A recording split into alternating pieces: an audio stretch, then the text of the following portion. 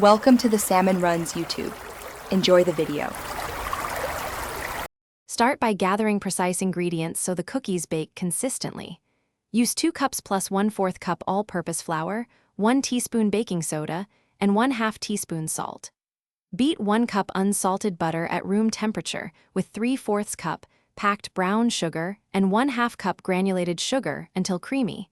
This balances moisture and caramel notes. Add 2 large eggs and 2 teaspoons vanilla and mix until smooth before combining with dry ingredients.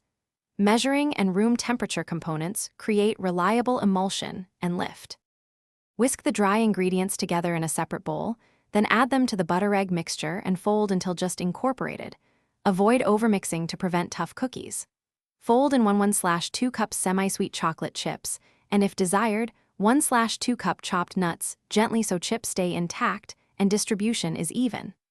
Scoop dough into rounded tablespoons, place on a sheet, then chill the dough for 30 to 60 minutes to control spread. Concentrate flavor and create a chewier center when baked.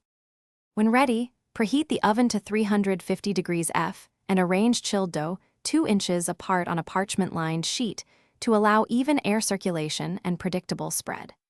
Bake cookies for 10 to 12 minutes until edges are golden and centers appear set but slightly soft. Rotate the baking sheet halfway through for even browning. Remove and cool on the sheet for 5 minutes so structure sets, then transfer to a rack. Store in an airtight container with a slice of bread for 2 to 3 days of peak freshness. Thanks for watching. Consider subscribing if we helped you.